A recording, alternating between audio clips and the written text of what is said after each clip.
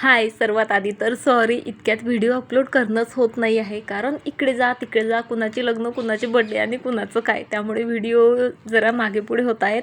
आणि हा व्हिडिओ तर अक्षय तृतीयेचा आहे. दिवसाची सुरुवात क्लिनिंगनेच झाली, पण आरोहीचं म्हणणं होतं, मम्मा मी तुला मदत करते. मी म्हटलं कर बाई, पण माझी झाडं तेवढी जरा प्रेमाने वॉश कर.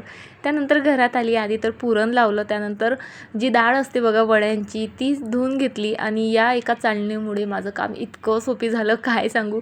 पुरण तयार केलं, त्यानंतर भाजीची तयारी, सोबतच कढी बनवली. इथे आमचे विदर्भ स्पेशल चिंचोनी बनवली. आजच्या पूजेत हिचा खास मान असतो. त्यानंतर 12च्या आधी देवाला नैवेद्य दाखवायचा असतो. सो ती सर्व पूजा आरोहीच्या पप्पांनी केली. इथे आता तुमच्यासोबत बोलायचा भरपूर प्रयत्न करत होते, पण कोणी बोलू देईल तर खरं. सो पुन्हा जी आहे किचनमध्ये आली. आणि आज जेवणात बघा ना काय काय काय काय बनलं होतं. प्रचंड भूक लागली होती, पण सर्व काही कसं जेवायला गरम पाहिजे असतं. देवाची पूजा झाल्यानंतर पुन्हा एकदा पुरणाची पोळी, त्यानंतर भजे वडे, म्हणजे भरपूर तळण काढलं. कारण काही गोष्टी अशा असतात की ज्या गरम गरमच छान लागतात. आता एवढं सर्व खाल्ल्यानंतर हे पान खायची मला काही गरज होती का सांगा.